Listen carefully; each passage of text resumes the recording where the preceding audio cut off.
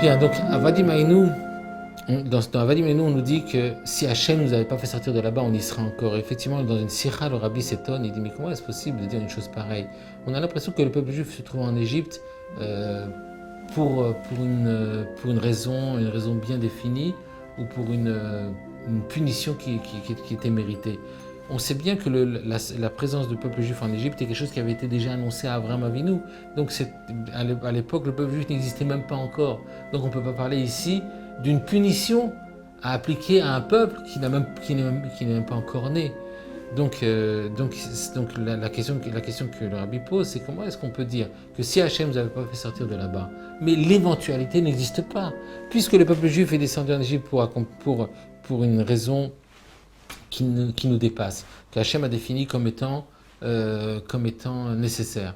À partir du moment où ce temps d'exil qui avait été déjà clairement fixé auprès d'Abraham Avinu, à partir du moment où ce temps d'exil il est révolu, le peuple juif doit nécessairement sortir. Donc comment est-ce qu'on peut émettre cette éventualité que si Hachem ne nous avait pas fait sortir de là-bas, et il y a une longue sikha, mais pour essayer de dire vraiment en résumé l'idée principale de cette sikha, le rabbi explique qu'en fait, si le peuple juif si Hachem n'avait pas accompli de si grands prodiges pour nous faire sortir d'Égypte, il y aurait eu un risque que le peuple juif décide de rester en Égypte.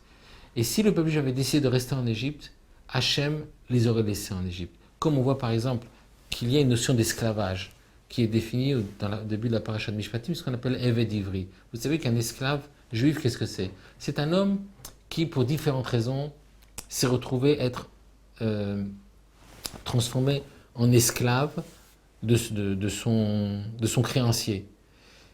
Et pourquoi? Parce qu'il l'a volé ou parce qu'il a une dette ou parce que pour différentes raisons. Mais la Torah impose à ce créancier différentes choses. Une des choses que la Torah impose, c'est que cet esclavage ne puisse pas durer plus que 6 ans. Au bout de 6 ans, il doit nécessairement être libéré, quoi qu'il arrive. Même s'il est encore en dette, il doit être libéré. Et la Torah nous dit, mais si cet esclave juif, eh bien, c'est adapté à cette vie. Et puis il dit, il dit, voilà, moi je le trouve bien, maintenant j'ai créé une nouvelle famille, je le trouve très bien en tant qu'esclave, je veux rester esclave. Eh bien, la Torah nous dit, eh bien, il pourra rester esclave.